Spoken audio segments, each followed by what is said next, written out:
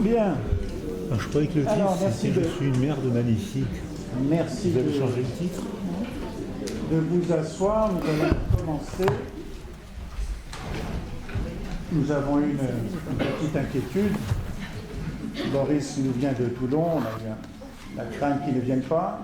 Il est là, donc tout va bien. Mais je vous rappelle que si jamais un de nos invités ne venait pas, la maison ne rembourse pas. Donc, ça ne s'est pas passé. Nous allons commencer. Alors, je vais simplement vous présenter Marion Robin, qui est psychiatre, qui travaille à l'Institut Mutualisme Souris, dans le département de psychiatrie à côté, qui dirige l'unité de crise, qui travaille sur un certain nombre de recherches qui ont trait à des choses qui probablement vont stimuler ces interrogations par rapport aux travaux de Boris, autour des émotions, autour des traumas, des maltraitances, des carences, des négligences, etc., etc. Bon. Elle a travaillé le sujet Genet, elle le connaît pour ce qui est de l'actualité de sa pratique quotidienne dans l'unité de crise qu'elle dirige. Elle est intervenue pour ceux qui sont venus, qui ne viennent pas uniquement lorsque nous avons de grands invités. J'en ai vu qui n'étaient pas là au colloque Souvenirs d'enfance. Hein? J'espère que vous viendrez après quand même à Michel Schneider. Hein? Michel Schneider, grand psychanalyste, grand écrivain, un des rares psychanalystes à être un véritable écrivain, de mon point de vue bien sûr, qui traitera de Pascal l'enfantiste à partir de son dernier opus. Michel Schneider, c'est celui qui a écrit ces beaux textes sur Marilyn Monroe en particulier, qui était intervenu ici, qui a écrit aussi sur Bartleby, de Melville, etc., etc. Bon. Qui a écrit sur Lacan, période fauve, un très très beau texte. Bon. Après, nous aurons Yves Sarfati qui viendra sur un sujet provoquant, comme Yves les aime, peindre la Vierge, la maman et la putain, à partir de Whistler. Bon. Et puis, ça n'est pas dans le programme, mais je vous informe que il y a le premier colloque Babylone européen qui aura lieu le 6 juillet à Genève, donc si vous êtes dans le coin, dans le cadre d'un grand congrès de l'Association européenne de psychiatrie de l'enfant et de l'adolescent, AEPEA. Il y aura dans ce colloque, dans ce congrès, un symposium Babylone européen, le premier, le suivant dans 2 ans à Bilbao, et ainsi de suite. Et l'idée, c'est de faire intervenir évidemment nos collègues européens. Il y aura donc des collègues anglais, des collègues suisses, des collègues belges, des français bien sûr. Et nous discuterons autour d'un certain nombre de thèmes, autour de la question européenne, à partir de la littérature et des arts. Mais d'ores et déjà, je passe la parole, et je remercie bien sûr Boris d'être là, de nous faire l'amitié. Ça fait des années que je le tanne. Ça fait des années qu'il me dit qu'il va venir.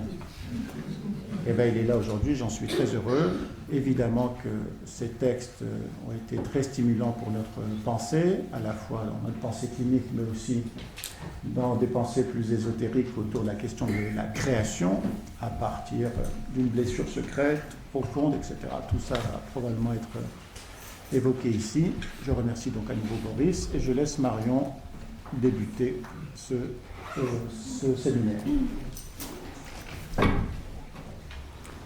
Donc j'ai l'importante tâche ce soir de présenter quelqu'un qu'on ne présente plus depuis longtemps, et donc qu'on ne présente plus depuis longtemps tant il a été l'auteur d'ouvrages qui ont été extrêmement lus, relus, appréciés, tant il est le pape de ce concept de résilience, tant il est le défenseur des forces de vie face à l'expérience de la mort, tant il est l'explorateur de ces chemins de vie. Donc Boris Cyrulnik est neuropsychiatre, psychanalyste, directeur d'enseignement à l'université de Toulon. Il est parti de l'éthologie, notamment avec Mémoire de singe et Paroles d'homme. En 1983, vous vous êtes inspiré du comportement affectif des animaux pour interroger celui des humains. Vous avez ensuite, notamment avec les nourritures affectives, en 1993, continué à décortiquer les ordres et désordres émotionnels. Après l'ensorcellement du monde et avec un merveilleux malheur en 1999, vous avez développé la notion de résilience, donc cette aptitude à tenir le coup, survivre psychiquement autant que physiquement et reprendre un développement dans des circonstances adverses, cette bagarre d'un enfant qui, poussé par la mort, va inventer une stratégie de retour à la vie. Vous vous êtes pour cela inspiré des parcours de personnalités comme Barbara, Maria Callas ou bien Brassens dans Les vilains petits canards. Et vous avez témoigné ensuite, notamment avec Le murmure des fantômes, de ce que devient la trace du fracas du passé chez l'enfant devenu grand, puis devenu adulte, puis éventuellement engagé dans un couple. Et là, c'est donc avec Parler d'amour au bord du gouffre, en 2004, que vous abordez ce que représente la construction du couple en considérant les blessures de chacun, ou comment chacun intègre dans le rapport à l'autre sa propre historicité. Là, c'est avec le récit de soi que vous avez développé comme réconciliation dans Autobiographie d'un épouvantail. Le récit de soi comme réconciliation, récit de soi qui bricole une image, donne cohérence aux événements et répare une injuste blessure. Récit de soi qui inclut aussi la force de dire l'indicible, le sale, le morbide, ces vécus qui peuvent susciter le rejet d'autrui et la honte qui leur est associée. C'est en 2010, avec Mourir de dire, donc, et cette honte dont vous avez parlé de ces silences sous-tendus par cette émotion, la honte. Vous avez osé écrire sur le tabou du suicide des enfants dans le livre Quand un enfant se donne la mort, comme une suite possible de ces récits, le suicide comme une suite possible de ces récits parfois insurmontables. Ces dernières années, vous avez enfin raconté votre naissance, votre parcours, puis votre vocation soignante et psychiatrique, avec Sauve-toi, la vie t'appelle et Les âmes blessées. Et enfin, l'année dernière, vous avez publié Ivre paradis, bonheurs héroïques, où vous avez parlé de la force de l'identification aux héros de votre enfance, Rémi sans famille, Oliver Twist ou Tarzan, comme support de l'identification d'une perte tragique et d'une renaissance heureuse, et d'une façon plus générale d'une épopée au travers de ces épreuves d'abandon, d'injustice et de malveillance. Vous avez aujourd'hui choisi de nous parler dans ce séminaire Babylone, Art, littérature et psychanalyse de Jean Genet. Jean Genet, parcours chaotique, poète errant. Voilà, je m'excuse parce qu'effectivement sur le PowerPoint, il y a, comme vous le disiez, le titre qui n'était pas le titre initial. Je ne sais pas pourquoi il y a une coquille. Donc je vous laisse la parole sur Jean Genet. Merci, je suis ravi d'être avec vous. Et je vais essayer de vous parler de Jean Genet parce que Jean Genet, c'est un copain d'enfance. Je l'ai connu quand nous étions enfants ensemble. Sauf que Jean Genet, quand j'étais enfant, il ne s'appelait pas Jean Genet, il s'appelait Bobos, il s'appelait Tonnerre, il s'appelait Guitare. C'était des gosses d'institution qui, comme Jean Genet, avait fait ou que votre serviteur avait fait en quelques années une quinzaine d'institutions, parce qu'à cette époque-là, on changeait de nom à cause de la guerre, ou parce qu'une décision administrative faisait changer de nom, ou faisait changer de lieu à cause d'une autre décision administrative. C'est-à-dire que le tissage du lien était pratiquement impossible parce qu'à peine un lien commençait-il à être tissé qu'il était déchiré pour une autre filiation, une autre représentation de soi, un autre lieu. Et dans ces lieux, il y avait toujours Jean Genet, Bobos, Guitare, Tonnerre, appelez-le comme vous voudrez. Il y avait toujours un ou deux Jean Genet. Et quand on lit Jean Genet, ou les équivalents de Jean Genet, il y a une métaphore que j'ai employée dans un excellent bouquin que vous avez cité, sur Mémoire de singe, et c'est la métaphore de la poubelle. Je suis un enfant poubelle. C'est une métaphore étonnamment fréquente chez ces enfants, qui n'est même pas une honte, qui est un constat, je suis un enfant poubelle. Sauf que la stratégie face à la poubelle est totalement différente. Il y a des gosses qui sont hébétés d'être dans une poubelle, la vie mentale est éteinte, ils acceptent la poubelle.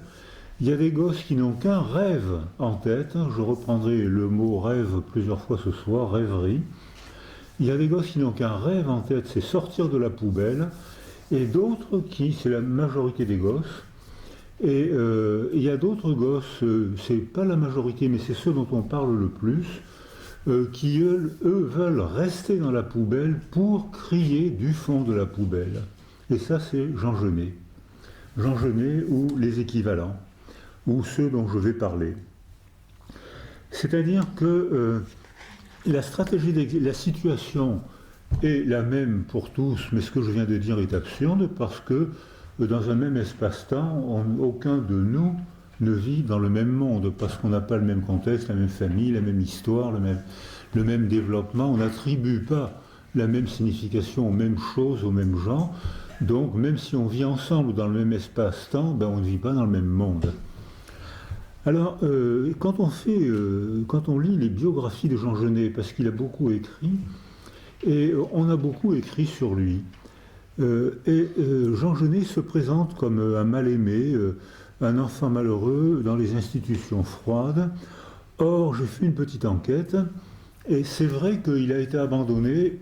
On dit que les archives disent qu'il a été abandonné pendant les 6 premiers mois de sa vie et qu'une famille d'accueil l'a recueilli au cours du 7e mois. Or, cette famille d'accueil, on trouve sans difficulté dans les archives du Morvan, avec des historiennes qui sont venues chez moi, et on trouve sans difficulté que les familles d'accueil du Morvan faisaient très bien leur boulot. Alors qu'en Bretagne, les enfants mouraient, un enfant sur 2 mourait dans la première année, et ce n'était pas le cas dans le Morvan, où il y avait une culture de l'accueil de ces enfants. Beaucoup de paysans prenaient 1, 2 ou 3 enfants parce qu'ils touchent un petit pécule en même temps, donc ça leur permettait de s'occuper des enfants et d'améliorer un peu leur fin de mois. Et il se trouve que j'ai trouvé dans Albertichy Anne Cadoré, qui est un grand nom de l'histoire, et les historiennes qui sont venues chez moi pour me parler de l'agence Saulieu dans le Morvan m'ont montré des photos, m'ont montré les archives. Et il se trouve que le bébé Jean Genet, 7e mois, est recueilli dans une famille adorable, le couple Régnier, et que dans cette famille, comme souvent dans les familles éducatrices du Morvan, ce que j'ai eu l'occasion d'entendre, les adultes, les familles d'accueil ne parlent aux enfants qu'avec des mots doux, mon Jean, viens ici mon Jeannot, et que les enfants, statistiquement, se développe extrêmement bien et se développait très, très bien à l'époque de Jean Genet, sauf que il y avait toujours Bobos, Jean Guittard, les frères Tonnerre, qui eux avaient un développement particulier comme Jean Genet. Alors le couple Régnier, lui il est menuisier et lui et elle tiennent un bureau de tabac et ils ont 2 enfants de l'assistance, comme on disait à cette époque-là. Et jusqu'à l'âge de 13 ans, on ne parle pas de ce petit garçon qui se développe bien, qui est plutôt bon élève, et qui se développe bien, qui ne pose aucun problème. Et on sait qu'il est bon élève d'abord parce qu'il y a le résultat de l'école, et ensuite parce qu'il est orienté à l'âge de 13 ans, au lieu d'aller à la ferme ou à l'usine, il est orienté vers les métiers du livre, ou de la menuiserie. Or, c'était les aristocrates, parmi ces enfants abandonnés, ceux qu'on orientait vers les métiers de la menuiserie, c'était les aristocrates. Je ne suis pas sûr de ce que je vais dire, mais il y a peut-être des gens qui connaissent ça. Je crois que c'est l'origine de l'école Boulle, mais je ne suis pas sûr, hein, s'il y a des gens qui connaissent. Donc, ça veut dire que c'est les aristocrates de l'artisanat. Ça part de la tête, je fais un dessin, je pense, et avec mes mains, je sculpte et je fais une œuvre d'art qu'on appelle une table, un tabouret, un meuble, et c'était l'aristocratie, les enfants abandonnés. Et ces enfants-là avaient des biographies tout à fait agréables. Et le petit mon Jeannot, eh ben, il part bien, il est aimé, il a des copains, il est bon élève, il est même très bon élève, on ne parle pas de lui, et puis il est gagé. Gagé, c'est-à-dire que toutes mes copines d'enfance, j'ai eu la chance de ne pas aller à l'école parce que c'était la guerre et que le fait d'être juif m'empêchait d'aller à l'école. Donc j'ai pas été à l'école et ça a été, je crois, la chance de ma vie. parce que ça me permet de suivre mon chemin et de ne pas être formaté par l'université. Alors, j'espère qu'il n'y a pas trop d'universitaires dans la salle. Donc ça donne un cheminement personnel avec ce qu'il y a des moments de plaisir et des moments de chaos et puis des moments d'échec aussi. Et puis quand toutes mes copines d'enfance, quand je suis rentré au lycée à l'âge de 11 ans, je n'avais jamais été à l'école. Et quand je suis rentré au lycée, toutes mes copines d'enfance, mes copines de quartier, à l'âge de 12 ans, allaient à l'usine où elles travaillaient 10-12 heures par jour debout, chronométrées par une femme contremaître qui chronométrait le temps où elles allaient aux toilettes pour qu'elles ne restent pas assises trop longtemps. Donc c'était des conditions d'existence pour des... C'est interdit par la loi aujourd'hui, mais pour une petite fille de 12 ans, c'était des conditions d'existence quand même terrifiantes, quoi. Une petite fille de 12 ans qui reste debout 12 heures par jour à faire des gestes stéréotypés. Et Jean Genet échappe à ça, et dès qu'il est gagé, c'est-à-dire dès qu'il trouve une place, on va dire, de stagiaire pour le langage d'aujourd'hui, pour apprendre son beau métier de meuble ou de livre, le drame commence, et hop, il commence à être rejeté, ou j'aurais dû dire, il commence à se faire rejeter.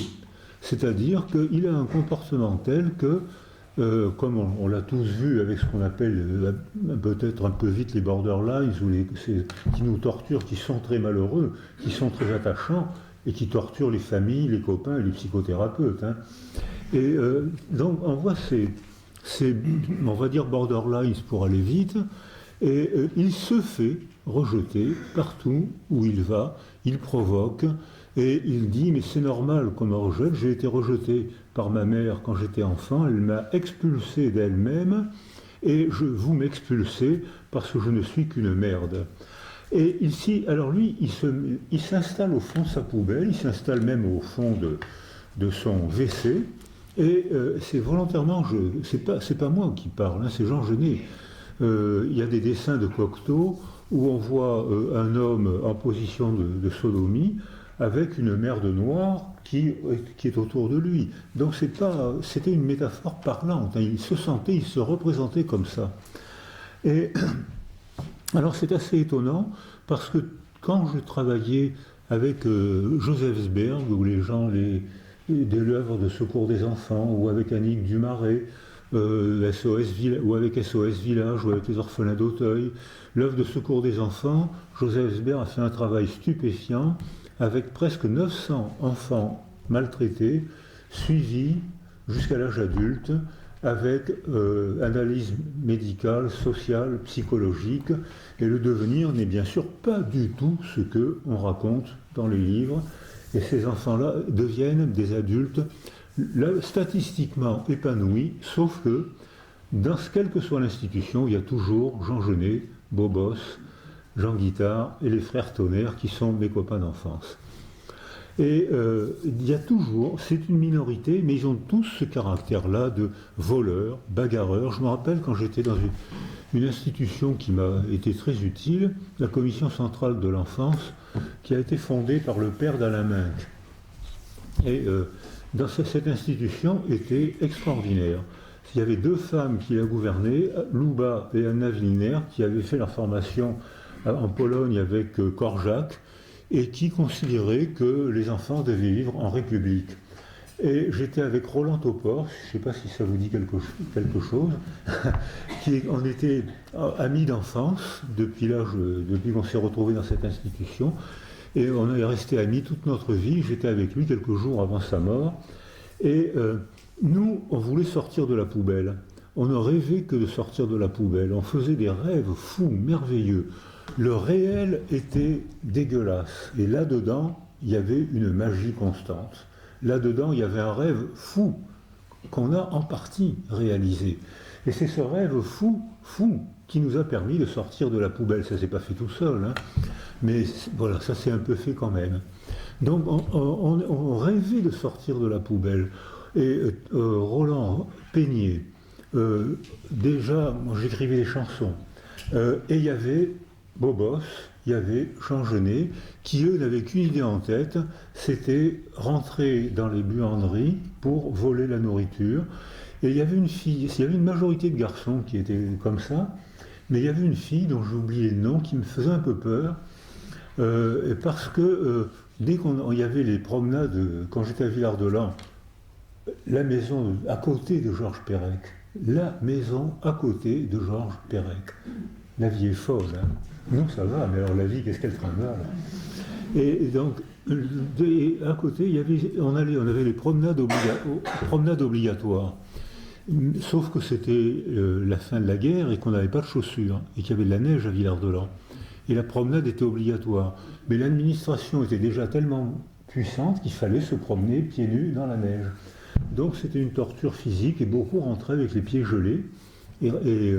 Et il y avait cette fille-là, au cours de la promenade, elle s'écartait pendant quelques minutes, elle rentrait dans les magasins et elle volait. Et ce qui me frappait, c'est le nombre de boîtes de camembert qu'elle volait. Or, elle n'aimait pas le camembert, puisque dès qu'elle volait les camemberts, elle nous les donnait. Mais nous, on était contents. Alors j'étais content, j'étais un peu embêté quand même, parce que c'est pas comme ça que je voulais vivre, mais je profitais des camemberts quand même. Hein. Donc c'était une Jean Genet, c'était une Jeanne Genette, c'était une Bobos. Alors je dis Bobos parce que je l'ai connu, j'ai eu l'occasion de le voir pendant très longtemps. Il a fait une biographie à la Jean Genet, c'est-à-dire bagarre, vol, créativité, comportement, se faire battre physiquement, se mettre en situation d'échec, voler des mouchoirs pour se faire arrêter. Voler les mouchoirs pour un petit garçon, franchement. Quand il devient écrivain, il vend son manuscrit à 4 éditeurs différents. Il touche la monnaie. Il savait bien que le premier, en publiant son manuscrit, les 3 autres, il avait signé un contrat. Il savait bien qu'il allait être condamné. Il le savait. Et surtout intelligent, il était intelligent comme il est. Et bien c'était tout le temps, de manière répétée, comme cette fille, qui volait avec une insolence stupéfiante. Alors je ne sais pas si c'était du courage, je crois que c'était pour se faire prendre. Je crois parce qu'elle volait avec une totale décontraction devant tout le monde. Parfois même il fallait partir en courant, et moi je ne voulais pas courir, c'est pas moi qui avais volé, c'était elle. Et donc il y avait ce comportement étrange qui était comme celui de Jean Genet. Alors, quand on lit les travaux on se rend compte de d'Ichy ou d'Anne Cadoré, de Joseph Sberg et de tous les gens qui ont travaillé sur ces institutions, on a l'impression que Sartre a fait un roman un petit peu déformé quand même sur Jean Genet. Alors Sartre, qui prétendait haïr la psychanalyse, a des raisonnements psychanalytiques merveilleux.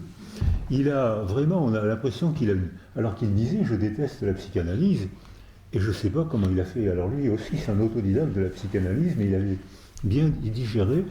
Et il fait une psychanalyse de Jean Genet, très agréable à lire, sauf qu'il y a un gros pavé, mais c'est très agréable à lire. Et je me suis dit, Sartre est en pleine illusion rétrospective. C'est-à-dire qu'il ne ment pas, mais on le fait tous quand on raconte son autobiographie. Hein. Quand on raconte son autobiographie, on ment pas ou tellement peu comparé à ce qu'on pourrait mentir, que finalement, c'est ce qui est étonnant, c'est qu'on ment si peu. Et que, en fait, on a l'illusion rétrospective. On va chercher des fragments de vérité.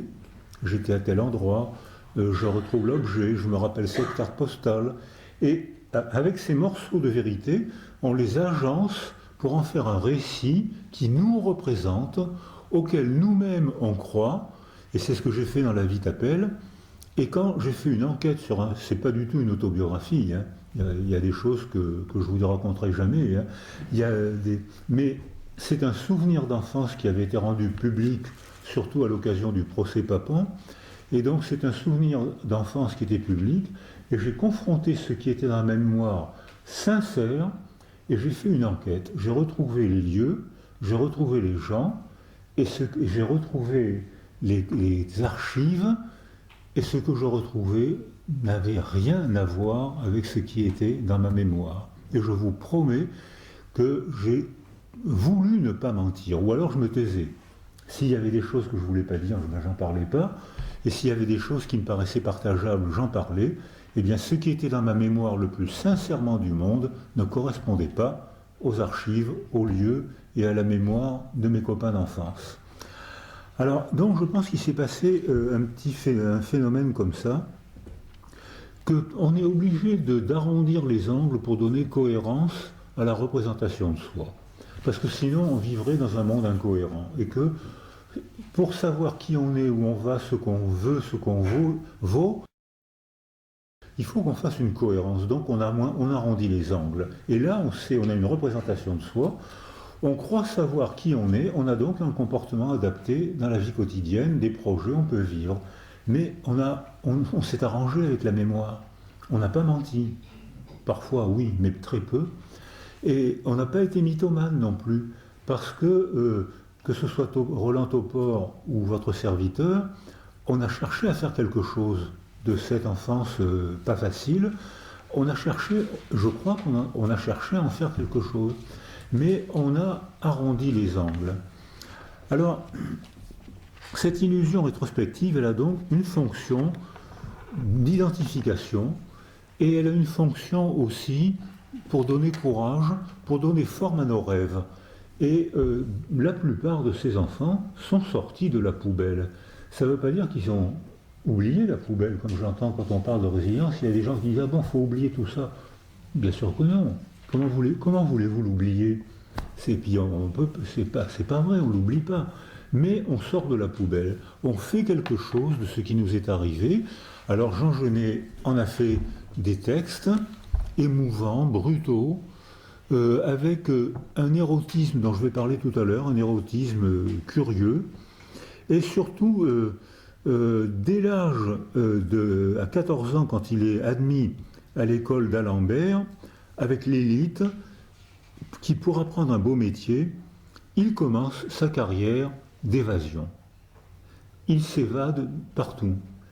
Alors j'avais compté, mais dès qu'il est mis quelque part, entre 15 et 18 ans, il a fait une vingtaine d'évasions. Il s'engage à l'armée à 18 ans. Alors il arrondit les angles. Par exemple, il dit de 14 à 18 ans, j'ai été en prison. Pas du tout. Il aurait dû dire, de 14 à 18 ans, j'ai été emprisonné de 14 à 18 ans, écrit-il. Pas du tout, il aurait dû dire, de 14 à 18 ans, il m'est arrivé d'aller en prison.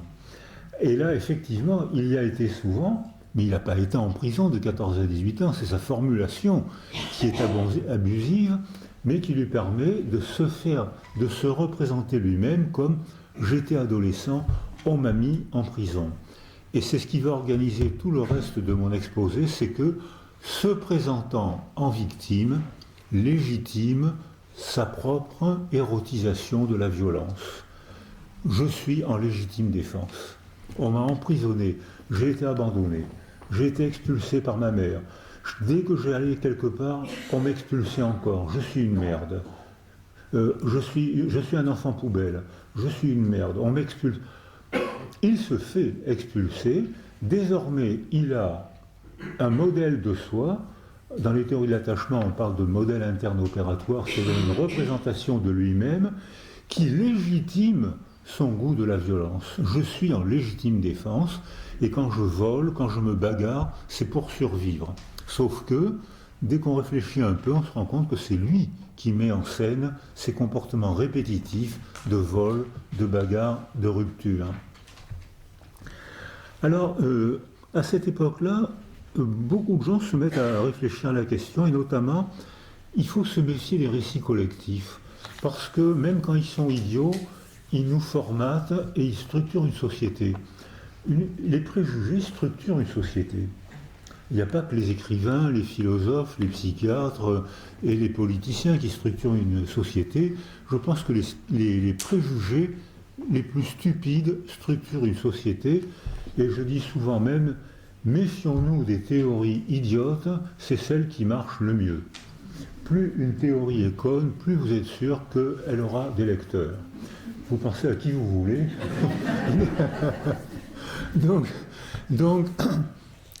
il se fait donc c'était l'époque où on avait des relations de causalité, on cherchait la cause.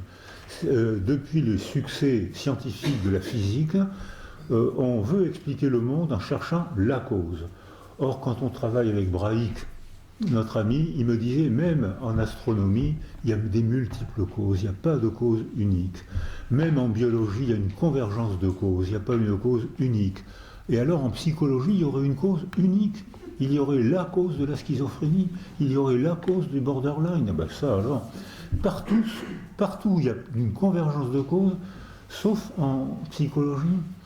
Alors, à partir des fin 19e, on cherche la cause, et parmi les stéréotypes que j'ai trouvés dans Oliver Twist, dans Victor Hugo, dans Charles Dickens et dans Michel Foucault, il y a un peu le même stéréotype, c'est-à-dire la pensée formatée, la pensée toute faite, le prêt-à-penser. L'enfant trouvé va au crime comme le fleuve va à la mer. Victor Hugo. C'est-à-dire que... c'est bien, c'est des pensées, c'est bien, parce que c'est des pensées qui empêchent de réfléchir. C'est bien. On a un slogan tout fait, c'est la pensée paresseuse. On peut s'intéresser aux choses importantes, le football, la cuisine. On n'a plus besoin de lire, plus besoin... L'enfant... Et nous, praticiens, on a eu ce même stéréotype, c'est un enfant maltraité deviendra un parent maltraitant. Et quand on fait des études populationnelles, comme on l'a fait avec l'œuvre de secours des enfants, avec la Commission centrale de l'enfance, avec SOS Village, c'est des milliers d'enfants qui ont été évalués comme ça. Quand les enfants maltraités sont abandonnés, 30% en effet deviennent des parents maltraitants. Ça fait quand même 70% qui ne deviennent pas des parents maltraitants, mais 30% c'est beaucoup plus que la population générale qu'on évalue à 2%, on va dire, ou à peu près comme ça, on va dire 2%. Non, enfin, je ne connais pas le chiffre, mais on va dire un ordre de grandeur comme ça. Donc 30%, ça c'est le chiffre des enfants maltraités, non entourés, 30%. C'est énorme. Et 70% ne répètent pas. Dès que Annick Dumaré, dès que Joseph Sber suivent ces enfants avec une méthode inspirée par René Zazot et Nathalie Loutre du Pasquier au CNRS, dès qu'ils font la même méthode, lorsque ces enfants maltraités sont soutenus, entourés, éduqués, vous savez combien répètent la maltraitance quand ils deviennent parents ? 0. Ce qui provoque la répétition de la maltraitance, c'est l'abandon des enfants maltraités, c'est pas la maltraitance. Si ces enfants sont soutenus et entourés, eh bien ils deviennent des parents pas comme les autres. Parce que là, on a tous été d'accord pour dire que la résilience, c'est pas la reprise du développement, puisque le trauma est dans la mémoire, il est dans le corps, il est dans le cerveau, c'est pas la reprise du développement.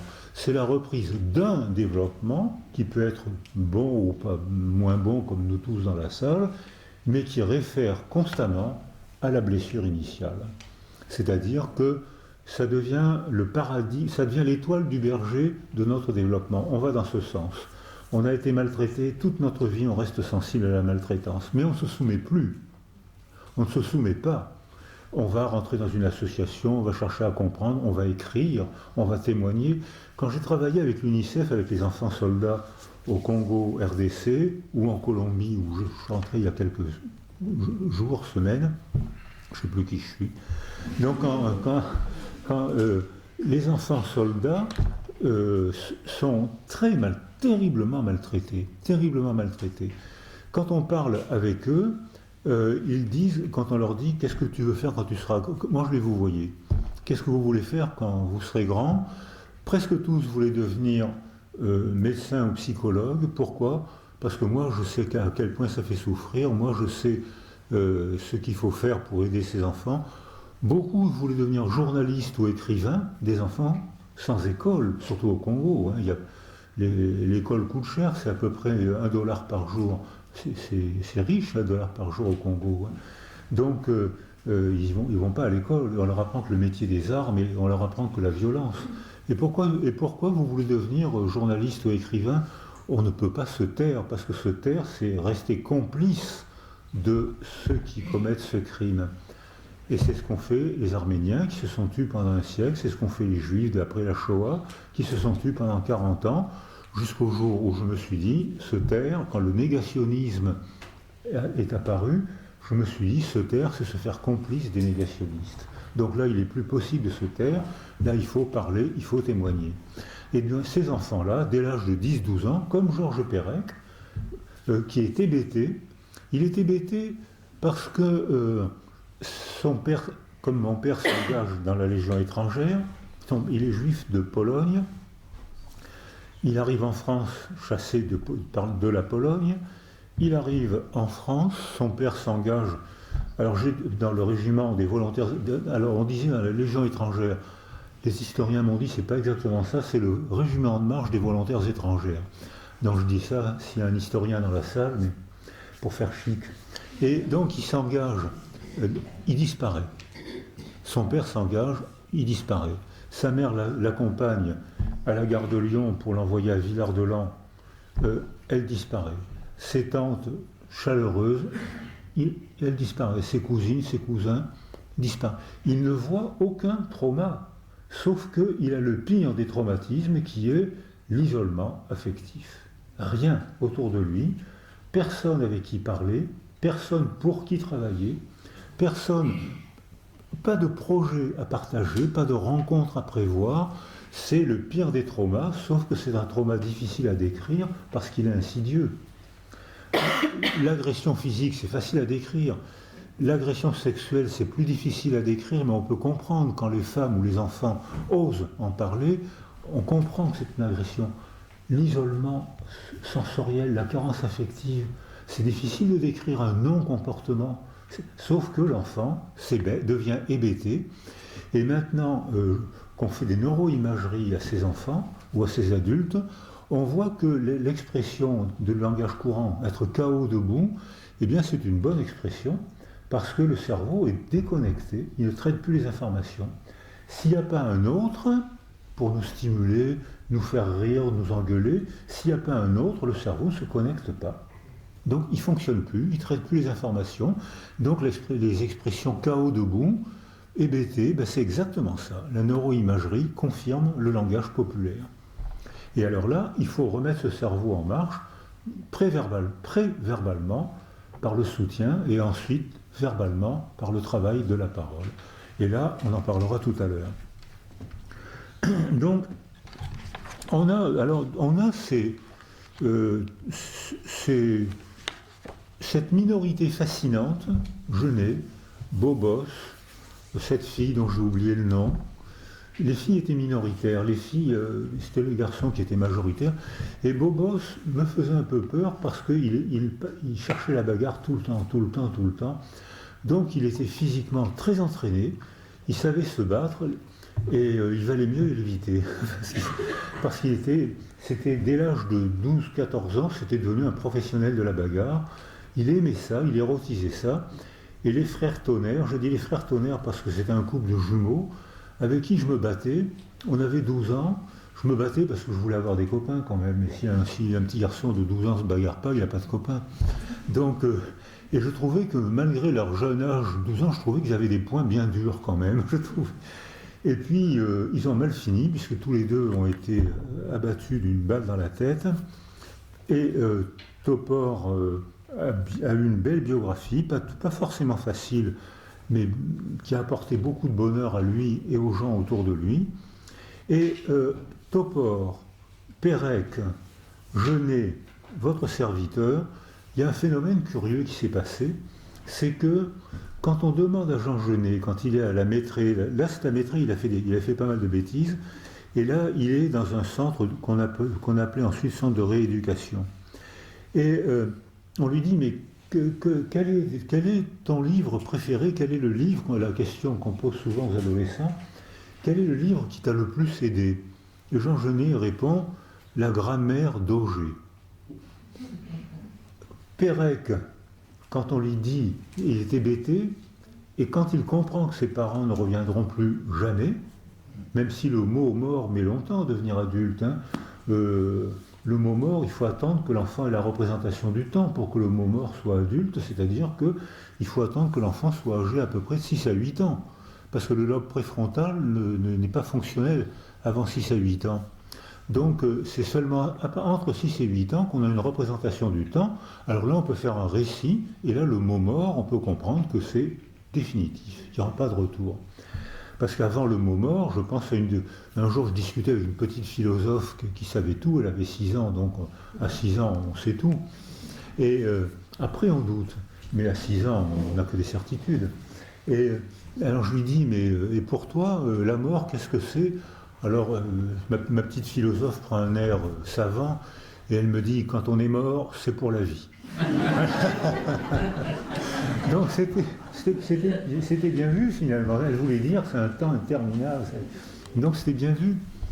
Et alors pourquoi est-ce qu'il répond la grammaire d'Auger? Pourquoi est-ce que Georges Perec dit quand j'ai compris que mes parents étaient morts, il était très mauvais élève, il ne comprenait rien, comme les premiers mois de scolarité de votre serviteur.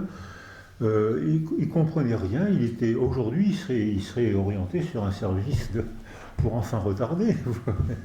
Et quand il comprend que ses parents sont morts, il dit le seul moyen de leur, et qu'ils sont morts peut-être pourris par terre et partis en fumée, et qu'il ne pouvait pas en parler, parce que dans mon témoignage, dans les années d'après-guerre, quand je racontais ce qui s'était passé pendant la guerre, les gens riaient. Vous avez bien entendu.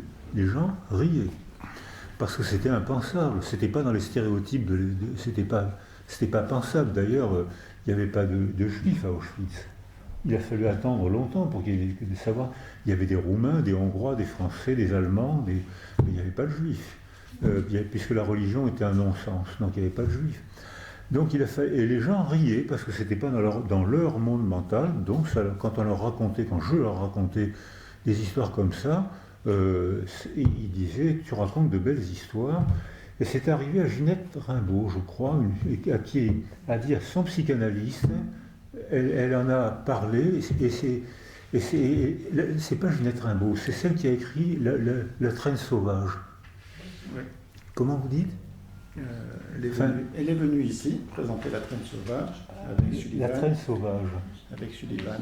Oui, c'est ça. Et son psychanalyste fait son boulot de psychanalyste, c'est-à-dire, il ne dit pas un mot, et à la fin, il lui dit au revoir, et ça lui échappe, il dit mais où allez-vous chercher tout ça? C'est-à-dire que quand c'est pas dans le monde mental de la personne, quand c'est pas dans la culture, comment voulez-vous en parler? Ce que vous dites est hors culture. Comme les femmes violées, elles en parlent peu, les enfants victimes d'inceste en parlent très peu, c'est pas dans la culture. Avec qui voulez-vous en parler? Comment voulez-vous en parler? Il y a une discordance entre le récit intime et le récit collectif. D'où l'importance des écrivains, des cinéastes, des fabricants de mots, c'est que eux, leur fonction, c'est de réaliser une concordance entre le récit intime et le récit culturel. Et là, on va pouvoir parler. Et là, on va pouvoir prendre sa place parmi vous, dans le groupe. Alors, Georges Perec, à ce moment-là, dit je vais écrire l'autobiographie de mes parents, qu'il n'a jamais connue. Il avait deux trucs. Moi, je n'ai jamais connu mon père. Il s'est engagé dans les légions étrangères. J'avais 2 ans, je commençais à peine à parler. Donc ça veut dire que, mais dès l'instant où il rêve d'écrire l'autobiographie de ses parents qu'il n'a jamais connus, donc un refuge dans la rêverie, donc des parents imaginaires qui sont les seuls parents parfaits. Les orphelins sont les seuls à avoir des parents parfaits. Les autres, ils ont des parents réels, donc fatigués, injustes, en retard, alors que les orphelins sont les seuls à avoir des parents parfaits, avec une mère toujours jeune, avec un père toujours gai. Et Perec dit, je vais écrire leur autobiographie, l'école prend sens, il rattrape son retard très rapidement, et il devient archiviste au CNRS, et il écrit un livre de la disparition. Et c'est un livre crypté, et c'est l'écrivain de la crypte, c'est-à-dire que il est dans ce livre, dans la disparition, on met très longtemps. Qu'est-ce que c'est que ce style curieux? C'est étrange, c'est assez beau, c'est étonnant. Qu'est-ce que c'est que ces phrases amusantes? On se laisse un peu prendre, et puis on met très longtemps à comprendre que c'est la voyelle E qui a disparu. Et ce n'est que dans le livre d'après, W ou Souvenir d'enfance, ou Un souvenir d'enfance, qu'il dit « Je dédie ce livre à eux, mes parents disparus ». Et dès l'instant où donc c'est un langage crypté de livre. D'ailleurs, c'est le roi des petits points. Hein, c'est celui qui fait le plus de petits points, de points de suspension. C'est-à-dire, il évoque, il suggère, et notamment dans W, il y a 2 pages blanches avec des points de suspension au milieu. Qu'est-ce qu'il veut dire? Qu'est-ce que ça raconte? Donc, c'est vraiment l'écrivain de l'énigme. D'ailleurs, il faisait des mots croisés tout le temps. Et il découvre et il a envie de travailler, il devient bon élève, et Marc Serreri l'a eu comme archiviste à Saint-Antoine. Il paraît que c'est un homme absolument adorable, gentil, cultivé, très drôle. Si vous n'avez pas lu Le jet de tomates sur la cantatrice, vous devez l'acheter ce soir, mais c'est un auteur dangereux parce que vous risquez de mourir de rire tellement ce livre est drôle avec tous les tics.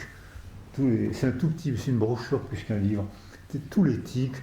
Vous avez sûrement lu la publication qui explique tout de Lin Piao et de Xin Panquin que vous avez sûrement lu. Et bien sûr, c'est une bibliographie imaginaire. Et il y a toujours des gens qui répondent « oui, je l'ai lu ». Il y a toujours des gens. Jean Genet dit « j'ai eu le coup de foudre en lisant Ronsard ». Alors voilà un gars qui se prend pour une merde, qui aime vivre dans la merde, qui aime se faire persécuter et qui a un coup de foudre en lisant Ronsard. Mignonne, allez voir Silent Rose qui de ce matin avait... Non mais enfin... Alors comment expliquer ça? Eh bien Bobos que j'ai connu, mon copain d'enfance, c'était comme ça. Il me faisait peur parce qu'il savait se battre, parce qu'il était d'une violence extrême, parce qu'il aimait la bagarre, il aimait le vol, et si par malheur il se faisait choper, les flics qui le chopaient passaient un mauvais quart d'heure, parce qu'il érotisait la bagarre, il aimait physiquement, érotiser la bagarre physique. Et il avait un coupe-coupe sur lui. Donc c'était un ami dangereux. Et il était ému, Bobos, cette brute, était ému quand on lui récitait des poésies. Et on aimait beaucoup les poésies. Moi j'écrivais des chansons, Topor faisait des beaux dessins, et Bobos était émerveillé quand on lui récitait des poésies, alors que c'était la brute intégrale, c'était la brute parfaite. Alors ensuite, bien sûr, il y a ce refuge dans la rêverie. Bon, les psychanalystes nous apprennent, Papa Freud nous apprend à quel point c'est important. Et c'est vrai que quand on vit dans un réel de merde ou d'horreur, il y a là un espace de liberté et de beauté que personne ne peut prendre, aucune dictature, aucune menace de mort ne peut prendre l'espace de beauté qui est là. Et en disant ça, je pense à Germaine Tillion, qui était une femme costaude. Geneviève de Gaulle, qui dit je me mettais toujours à côté d'elle, à Ravensbrück, je me mettais toujours à côté d'elle parce que celle-là, elle en connaissait des poésies et des poésies. Et Germaine Tillion, malgré son talent, malgré sa vitalité, l'art de provoquer l'amitié, elle était très douée pour ça. Et un jour à Ravensbrück, elle trouve que c'est trop dur, parce qu'à Ravensbrück, il y avait quand même 40% de morts, de mortes, c'était les femmes. À Auschwitz, c'était 97%. Mais 40%, c'est quand même sans tendresse. Et à un moment, elle trouve que c'est trop dur, et elle décide de se suicider. Et elle décide de mourir. Et elle est trop malheureuse, et elle décide de mourir. Et elle sort, et puis, Ravensbrück, l'hiver, le gel fait bleuir le ciel. Pour les gens qui ont été en montagne, le ciel est encore plus bleu les nuits de gel, parce que tous les petits cristaux liquides sont tombés sur le sol, en neige ou en glace, et il y a un ciel bleu, étonnamment bleu. Et elle est émerveillée par le bleu du ciel, et elle dit, ah ben non, le ciel est tellement bleu, je ne peux pas mourir. Et elle ne se suicide pas. Donc on voit que là, il y a un espace de liberté que personne ne peut prendre. Et c'est peut-être ça qui explique que Bobos pleurait quand on lui récitait des poésies, que Jean Genet tombe amoureux de Ronsard alors qu'il aimait vivre dans la merde, et qu'il tombe amoureux de Ronsard, et que Perec se met à jouer avec les mots et à faire des orientations. C'est dans Perec que j'ai lu La Crypte avant Margato Roch. C'est dans Georges Perec que alors je ne sais pas si elle l'a pris ou s'ils l'ont trouvé ensemble, l'origine des idées, c'est difficile à trouver, mais dans mon cheminement, la théorie de la crypte, c'est dans Georges Perec. Alors, ensuite, il se met donc... il y a donc une ontogenèse. Une ontogenèse, c'est-à-dire un développement du récit. Quand on est enfant, on ne parle pas avant l'âge de 20 mois. Schématiquement, ça veut pas, et contrairement à ce que disaient mes maîtres que j'ai beaucoup admirés, et qui ont fait partie d'une génération où on disait tant qu'un enfant ne parle pas, il ne peut rien comprendre. Ce qui est une faute énorme, ce qui est incroyable que des gens que j'ai admirés nous aient enseigné des choses comme ça. Donc les enfants ne parlent pas, mais on comprend des tas de choses avant la parole. Il y a une compréhension préverbale et post-verbale et paraverbale qui est tout à fait importante, mais qui est modifiée par la parole qui crée le monde humain. Mais le monde humain, il est préverbal, paraverbal, post-verbal et bien sûr verbal. Et on peut... Alors, comme j'ai fait de l'éthologie, un peu moins que Philippe, j'en ai fait un petit peu quand même, d'éthologie, et tous les étés, j'allais à Montagne, chez un ami qui avait 2 céters irlandais magnifiques, et on partait marcher en montagne, et on faisait la sieste, et puis tout d'un coup, il ouvrait un œil, et il disait, bon, on y va.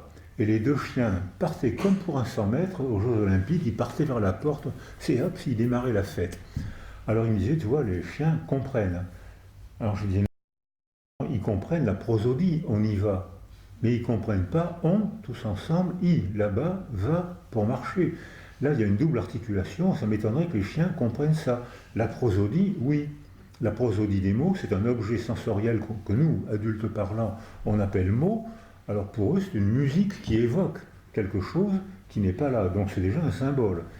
Donc c'est plus qu'un signal. C'est déjà. Mais alors on a eu une discussion de linguistes là, vraiment, Rachel aurait été admirative parce que de cette discussion. Et puis comme j'essaye de faire croire que j'ai l'esprit expérimental, pendant que je dis écoute, quand tu ne dis pas on y va, et quand tu veux qu'on sorte avec tes chiens, tu me fais un signe, mais ne dis pas on y va. Alors il fait un signe, je prends la casquette qu'il mettait quand on sortait, je le mets sur la tête, les chiens filent vers la porte. Alors parce que c'est un signal, la casquette, le bruit, la prosodie, et puis j'étais en train de lire Moscovici, l'âge des foules, et j'enlève la casquette et je mets le livre de Moscovici sur la tête de mon copain, les chiens filent vers la porte, donc c'était bien, j'avais la preuve expérimentale que les chiens n'ont pas accès à la double articulation, ce qui ne veut pas dire qu'ils sont idiots, parce qu'ils comprennent nos mots dans un monde de chiens. On y va, la prosodie, on y va, c'est pas une double articulation, mais c'est une sonorité qui désigne quelque chose qui n'est pas là, qui va venir. Donc c'est une performance intellectuelle. Donc, les vétérinaires avec qui je travaille disent que maintenant, les chiens humanisés arrivent à comprendre au moins 200 mots. 200 mots, je connais beaucoup d'hommes politiques qui ont fait une carrière avec moi. Il y en a un qui a été élu il n'y a pas longtemps aux États-Unis. Je ne sais pas s'il a 200 mots. Donc, et il a été élu démocratiquement. Donc il faut bien donc distinguer que cette constitution du récit, cette constitution du récit est une représentation de soi et qu'elle est graduelle et que les bébés donc se réfèrent aux figures d'attachement pour attribuer une connotation affective aux choses. Je m'explique bien. S'il n'y avait pas un tiers, les animaux s'orientent vers l'objet. Nous, êtres humains, avant la parole, on s'oriente vers un objet, pas une chose, contrairement à ce que dit Lacan, on s'oriente vers un objet dont la connotation affective est attribuée par ma figure d'attachement. Vous me suivez? C'est-à-dire que si ma figure d'attachement, ça c'est une manip expérimentale, je suis bébé je suis un toddler, j'ai 10 mois, je m'oriente vers cet objet. Mais je regarde ma figure d'attachement, ma mère, mon père, un substitut affectif qui me sécurise. Ma mère fait ça. Elle vient préverbalement, en fronçant les sourcils, elle vient de connoter l'objet d'une connotation d'inquiétude. J'hésite à y aller. Moi, bébé, elle n'a pas parlé. Je ne parle pas encore. L'objet est déjà connoté d'une affectivité, d'un halo affectif qui vient de ma figure d'attachement. Donc, on ne parle pas encore que déjà les objets sont déjà imprégnés de son histoire à elle. C'est elle. Et moi, je commence mon histoire déjà dans son histoire. J'hérite de son histoire. Parce que nous, êtres humains, on vit dans la double articulation verbale, dans la double articulation. Alors, on peut se demander aussi, je me suis demandé, je parle encore combien de temps? 20 minutes? Une journée? Une journée. Alors, je me suis demandé aussi pourquoi Bobos, Jean Genet, cette fille, elle était d'un courage physique très grand, hein, elle se battait d'ailleurs, elle était un courage. Et pourquoi Bobos aimait tellement la bagarre? Et j'avais connu aussi dans une institution un autre gars, bon, on va l'appeler, je sais pas, on va l'appeler Palmier, je sais pas. Alors lui, il était comme Bobos, c'était dangereux parce qu'il savait se battre, il était très rapide et très méchant et rien ne l'arrêtait. Et rien ne l'arrêtait, c'était pas étrangler quelqu'un ou viser les testicules, c'était pas un problème pour lui. Hein. Donc au contraire, je pense même que ça l'intéressait. Et alors que celui qu'on va appeler Palmier, il était comme ça. Et il passait son temps à chercher la bagarre, il ramassait tout le temps des raclés, tout le temps. Et il rentrait avec un œil fermé, la lèvre ouverte, une luxation, une fracture, et il recommençait à chercher la bagarre. Et je me suis demandé, c'était pas logique. Et là maintenant, on a les travaux. Quand j'étais au Brésil, je travaillais avec De Souza, tous les Brésiliens s'appellent De Souza, et j'ai travaillé et il s'était posé la même question. Et on s'est rendu compte que très souvent l'auto-agression avait un effet tranquillisant. C'est volontairement j'emploie tranquillisant pour donner une connotation biologique à l'auto-agression.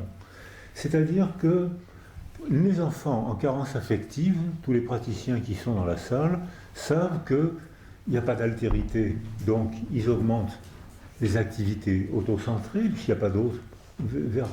Vers quoi voulez-vous qu'ils se sentent, puisqu'il n'y a pas d'autres? Ils sont en abandon, en isolement affectif, en isolement sensoriel. Le seul autre, c'est leurs mains ou les stimulations proprioceptives qu'on voit chez tous les enfants abandonnés. Ils ont une émotion trop forte, ils se griffent, ils se mordent, ou ils se tapent la tête par terre ou contre une porte avec une violence que nous, adultes, que moi je ne pouvais pas supporter. Tellement que j'avais peur, tellement ils se tapaient la tête violemment. Et je me disais, mais ça correspond à quoi? Au point de vue physiologique, c'est pas normal que tous ces enfants privés d'altérité, s'auto-agressent aussi violemment. Et ceux qui ont travaillé avec des psychotiques on savent que quand un psychotique, alors on disait, le langage courant dit s'ouvre les veines, il ne s'ouvre pas les veines, il se tranche l'avant-bras. Mais on dit s'ouvre les veines. Et ça m'est souvent arrivé de voir des patients hurlant de terreur devant leurs hallucinations, ou devant leur hurlant de terreur, casser une vitre, enfin tous les praticiens ont connu ça, se trancher l'avant-bras et s'arrêter aussitôt, regarder la plaie, rentrer à l'infirmerie, et je recousais la plaie en bavardant avec eux, j'avais affaire à des gens apaisés. Le délire l'hallucination était momentanément éteinte par l'auto-agression. Alors, cette auto-agression, on parle de ça avec De Souza et Moll, qui dit, effectivement, on a fait des neuroimageries aux auto-agressions et on constate que au moment où l'amygdale flambe, la mandrine encéphalique flambe, on sait neurologiquement que les gens éprouvent des émotions de haine, de peur, de colère insupportables. Dès qu'ils s'agressent, qu'ils se griffent, ils se mordent, dès qu'ils s'agressent, l'amygdale s'éteint. Alors, ça m'a rappelé ce qu'on faisait en neurologie, quand on faisait des ponctions lombaires. Ça se fait encore, les ponctions lombaires.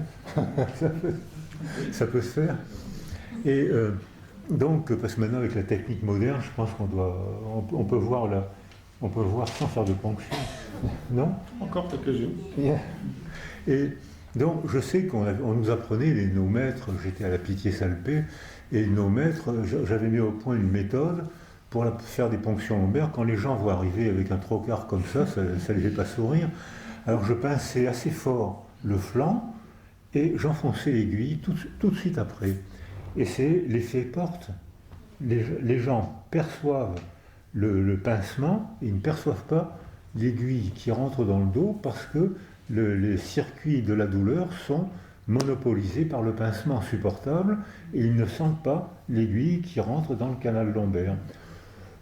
Ça marchait souvent, pas toujours. Quand on butait sur l'os, là, ils le sentaient quand même. Mais quand on ne butait pas sur l'os, on arrivait directement. Donc l'explication que je me suis faite, c'est un peu celle-là. La douleur physique est plus supportable que la douleur mentale. C'est le cortex frontal. Voilà. Donc, et à ce moment-là, ça explique pourquoi ces gosses à qui on n'a pas appris à maîtriser, réguler leurs émotions, régulent eux-mêmes leurs émotions par l'auto-agression, parce qu'il vaut mieux se faire mal physiquement que souffrir mentalement.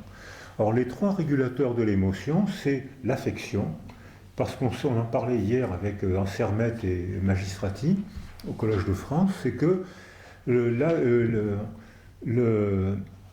l'agression, le cerveau est sculpté par les relations. Le cerveau est sculpté par nos relations. Et que lorsque un enfant est bien entouré, ça synaptise 200 000 synapses à la minute pendant les premières années.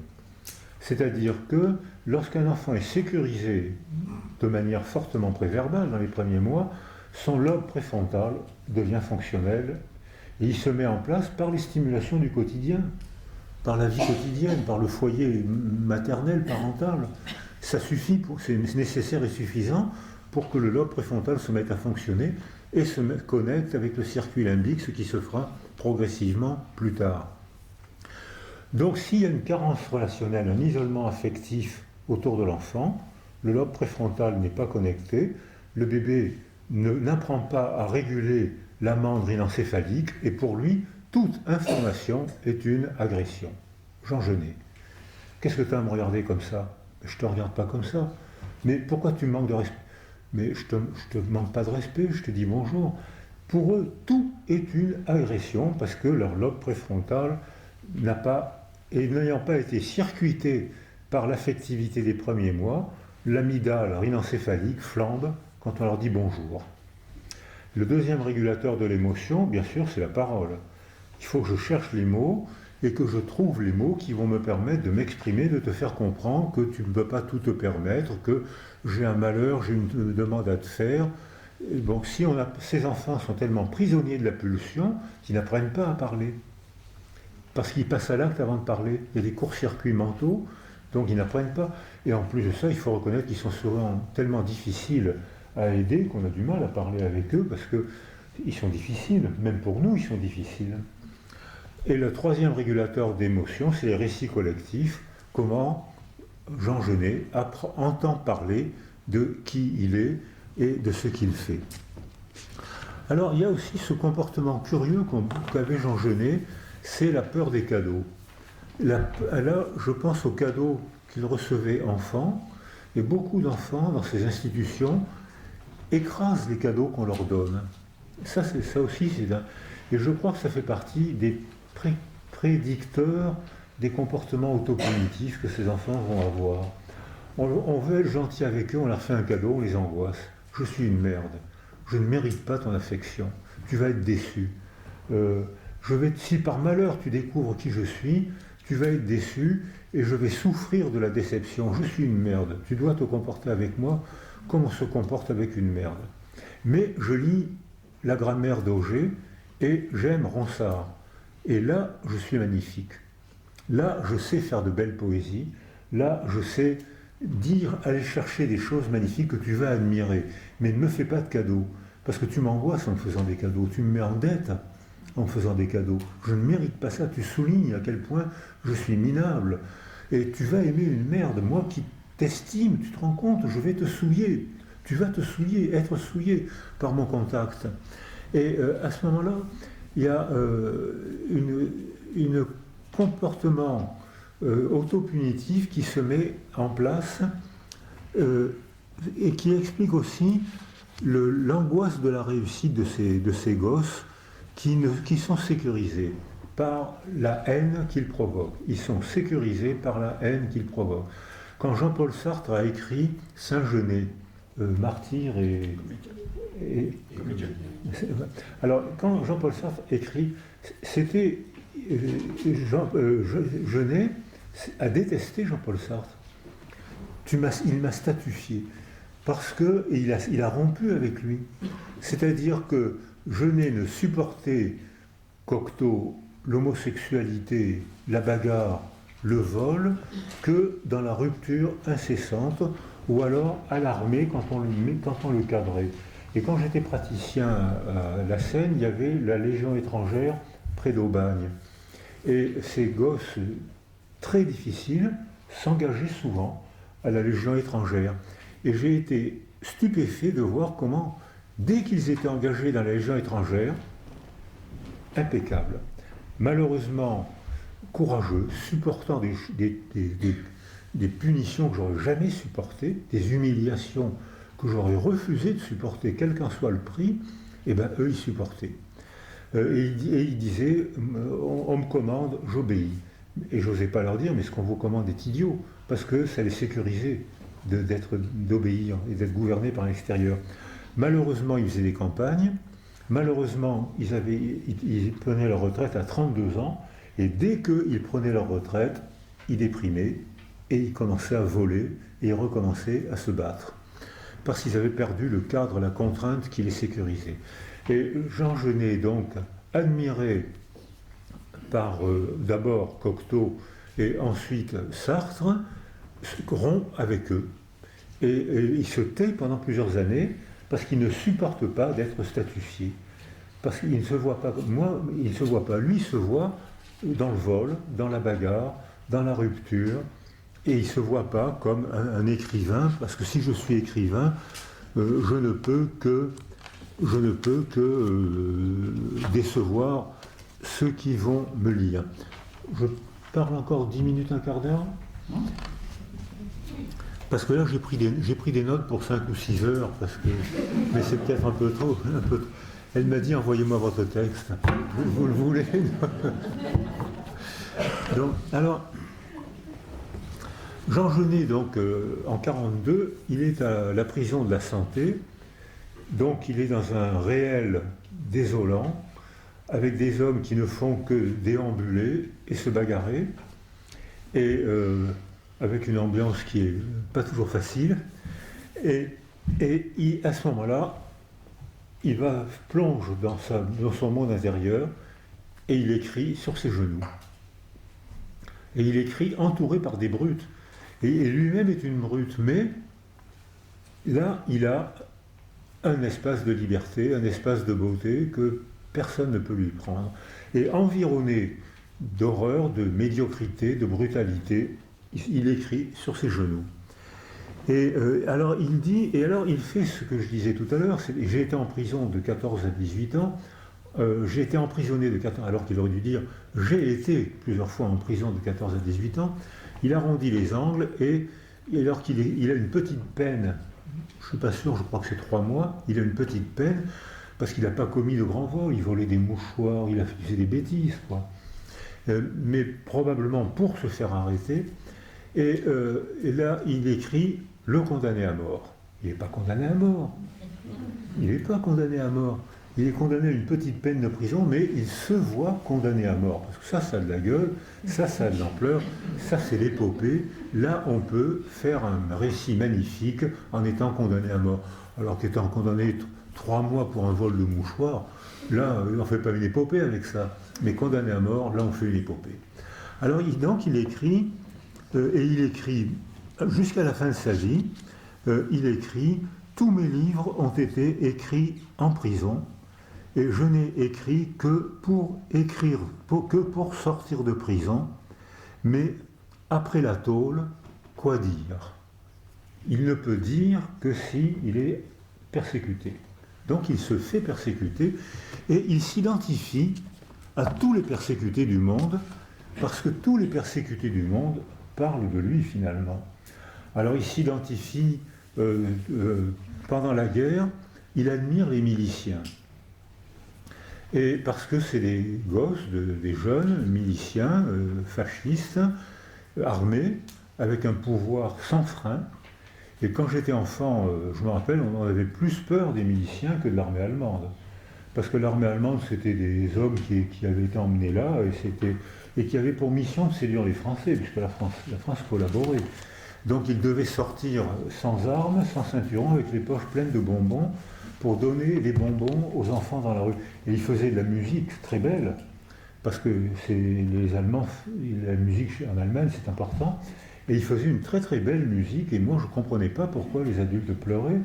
Et qu'un des derniers souvenirs de ma mère, c'est un soldat avait sorti des bonbons pour me les donner, et moi je trouvais ça très sympathique, et ma mère avait arraché des bonbons et les avait jetés, elle parlait allemand, et les avait jetés. Moi j'étais admiratif de ma mère, mais sacrément déçu. Mais je trouvais qu'elle était courageuse, mais je regrettais quand même. Alors, donc il y avait cette relation curieuse, et il s'identifie à tous les persécutés du monde, et il s'identifie aux miliciens, parce qu'ils font régner la terreur. Et c'est vrai que c'était des très jeunes gens, armés avec un pouvoir abusif, sans limite. Ils pouvaient condamner à mort, ils pouvaient tuer, ils ne s'en privaient pas d'ailleurs, et sans jugement. Donc c'est un pouvoir extraordinaire, et il faisait régner, les gens s'effaçaient, et je les admire. J'eusse été plus jeune, je serais rentré dans les milices nazies. Alors, donc il y a un érotisme de la violence, un érotisme de la peur, un érotisme d'inspirer la peur. Donc, et ensuite, après la guerre, il s'identifie aux Algériens, et à côté, pas loin d'ici, il y a les paravents, il publie les paravents pour voler au secours des Algériens. Et j'ai noté quelques phrases dans les paravents, je vais peut-être les retrouver. C'est Leïla et Saïd, et ces phrases-là. Alors Leïla parle à Saïd et lui dit tu m'entraînes dans ta poubelle. C'est un mot qu'on retrouve très souvent dans les œuvres c'est un enfant poubelle, hein. Tu m'entraînes dans ta poubelle, j'obéis, j'entre dans ta poubelle avec toi, et je vais m'arranger pour que tu n'aies que de la haine et du malheur. Et ils forment un couple charmant où lui il entraîne dans sa poubelle et elle travaille à son malheur. Je vais retrouver les phrases. Et puis surtout, il s'identifie aux Black Panthers.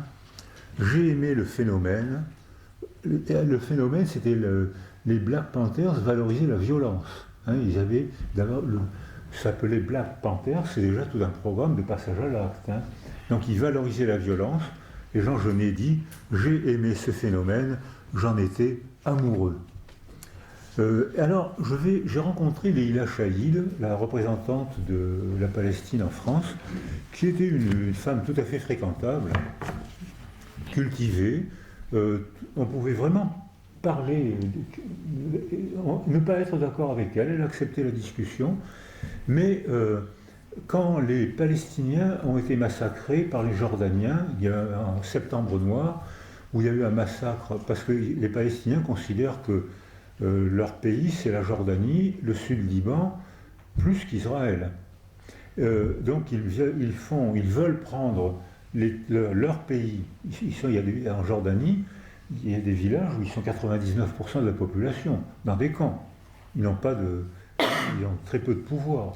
Et quand ils veulent prendre le pouvoir dans leur pays, l'armée jordanienne en fait un massacre épouvantable. Et les médecins sans frontières qui étaient là-bas à cette époque-là, tous témoignent qu'ils ont rarement vu un massacre pareil de Palestiniens par les Jordaniens. Presque pas de commentaires dans la culture, dans le monde entier. Mais quelques fédayines réussissent à se sauver et ils sont dans des camps. Et là, Arafat invite Jean Genet dans ces camps. Et Jean Genet tombe amoureux de ces fédayines, courageux, riant tout le temps, armés, jeunes, et il dit, je ne retrouverai pas mes notes, mais il dit, le soir, il raconte l'horreur de la bataille en riant, et à peine commençait-on à parler que l'un d'eux déjà m'enlaçait. C'est-à-dire que là, il y a la mort, la violence et la sexualité, une sexualité est déjà là. Et Leila Chaïd, qui était le contraire d'une abrutie, le contraire d'une repère, l'érotisation de Jean Genet, et quand il y a Sabra et Shatila, elle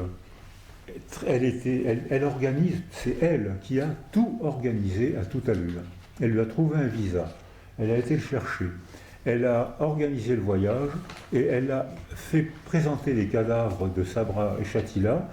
Jean Genet en a vu quelques-uns, 4 heures à Sabra. Il écrit un texte qui a été republié récemment chez Gallimard, que vous pouvez trouver chez Gallimard, et il raconte qu'il est resté 4 heures, et il raconte de telle manière, il ne ment pas, j'ai bien relu le texte, il y a eu une exposition au Mucem à Marseille, il n'y a pas longtemps, une très belle exposition, où Leila Chaïd raconte ce qu'elle a fait, elle ne ment pas. Poivre d'Arvor raconte le commentaire du massacre de Sabra et Shatila, il ne ment pas. Genet raconte son témoignage de 4 heures à Sabra et Shatila, il ne ment pas. Et comment c'est rentré dans la culture? Les Israéliens ont commis un crime terrifiant. Pas un Israélien n'a mis les pieds dans Sabra et Shatila. Sharon aurait dû mettre les pieds. Il aurait dû envoyer l'armée israélienne, il a manqué de noblesse, il ne l'a pas fait. Il est coupable. Mais pas un. Demandez autour de vous qui a commis le massacre de Sabra et Shatila. Faites l'expérimentation, demandez. Donc on voit qu'il y a une discordance entre ce qui se passe sur le terrain et les récits collectifs de ce qui s'est passé sur le terrain. Et là, la créativité va dans tous les sens. Elle peut aller dans la merveille, elle peut aller dans l'horreur aussi. Alors, ensuite, il dit « Toute ma vie a été contre.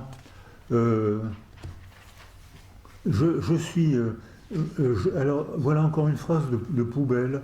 Il dit si j'ai été fidèle à une chose dans la vie, c'est peut-être le lieu où j'ai été jeté dès ma naissance et à partir duquel je prends la parole, la poubelle du monde. » Donc, alors, je pense que Genet n'était pas antisémite, contrairement à ce qu'on dit, parce que quand le